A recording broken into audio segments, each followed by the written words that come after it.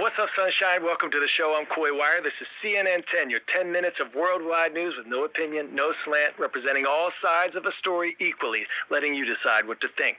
Today is Your Word Wednesday, August 20th. Listen up to see if your word helped us write today's show.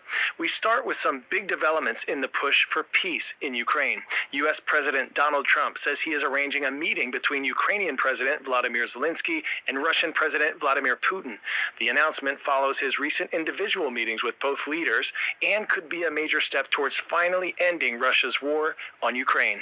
We're setting up a meeting. I sort of set it up with Putin and Zelensky, and they're the ones that have to call the shots. We're 7,000 miles away. Zelensky visited the White House on Monday, where he and Trump, flanked by key European leaders, discussed security guarantees for Ukraine, which would provide them with protection by the U.S. and European allies if Russia were to violate any potential peace deal. I'm optimistic that collectively we can reach an agreement that would deter any future aggression against Ukraine. I think with the right approach this afternoon, make real progress, particularly on the security guarantees. This is very important that the United States gives such strong signal and is ready for security guarantees. Zelensky says he supports a, quote, unconditional meeting. And while Russian leadership in the capital of Moscow has refused to commit to a Putin-Zelensky meeting thus far, they haven't ruled it out. This all comes as Russia's brutal summer offensive continues. As talks were underway in Washington, a massive Russian aerial assault in eastern Ukraine killed 8 people and injured dozens more. Despite that, residents in the Ukrainian capital of Kyiv are cautiously optimistic that real progress could finally be in sight. The result, I would critically say, is better than it could have been. Why? Because in my opinion, no bad decisions have been made from what we have heard for this country and for Europe. The diplomatic front now looks like Europe with Ukraine, mediated by the United States against the aggressor. This is a big plus. Hurricane Erin is churning in the Atlantic as a sprawling Category 2 storm. It is not forecast to make landfall, but it's anything but innocuous. From Miami to Boston, major East Coast cities are dealing with fallout from the storm's strong winds.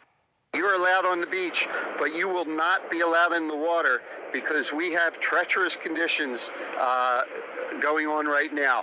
We have a rip current warning, we have rough surf warning, we have storm warning, and conditions are bad. In North Carolina, around 90 people were rescued from rip currents on Monday alone. Destructive waves of 20 feet or more are expected to hammer the state's Outer Banks region, where many coastal homes have collapsed already into the ocean in previous years.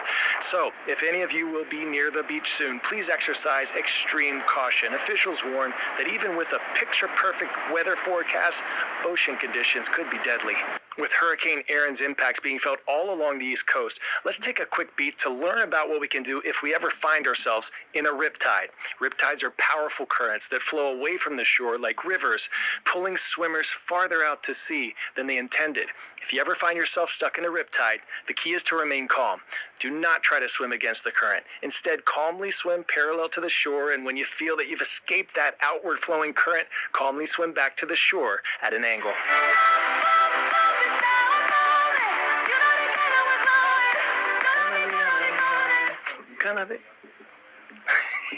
Sorry, we're live now.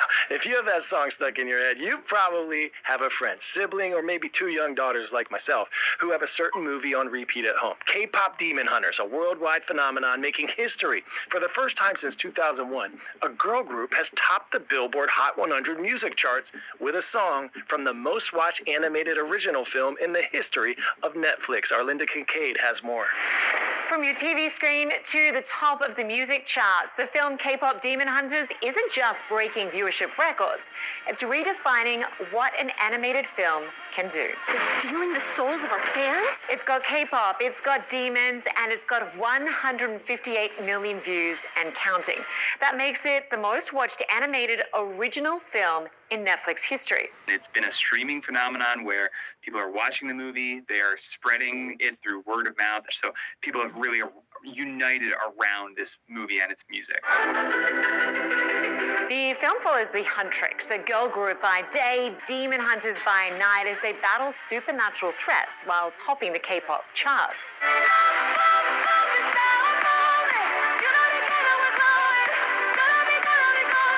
Golden is more than catchy, it's history-making. The fictional girl group from the film is now going up on the real-world charts, including the Billboard Hot 100.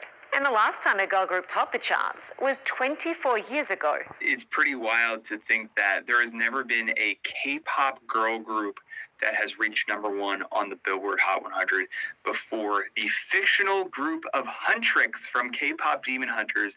The K-pop multiverse is also fueling global TikTok challenges, live streams, and merchandise sales, proving that even animated idols can dominate the real world. Pop quiz, hot shot. What was the first type of shoe produced by Adidas? Soccer cleats, basketball shoes, track spikes, or ski boots?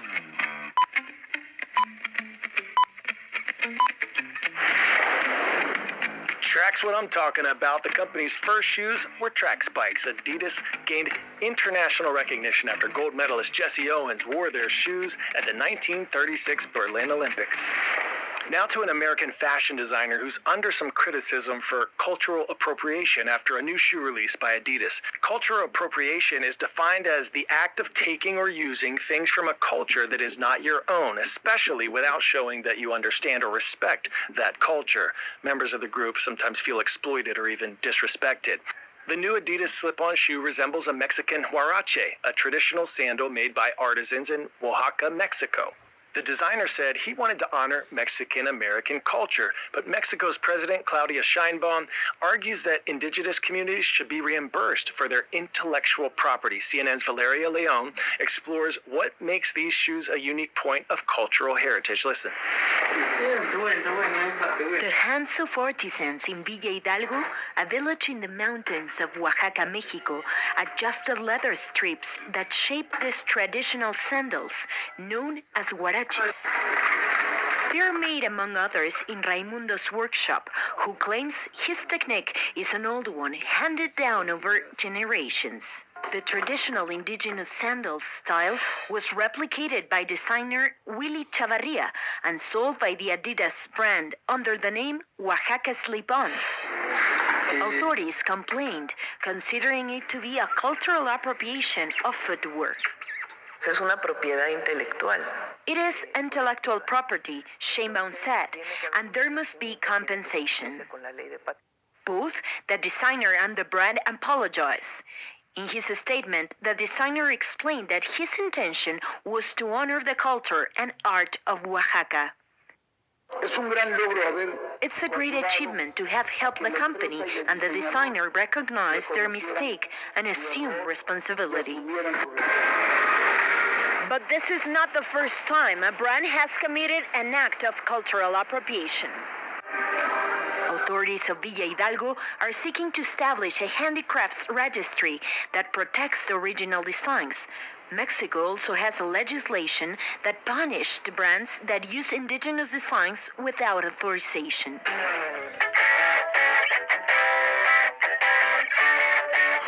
Today's story getting a 10 out of 10. Fuck Barrio Los Aztecas!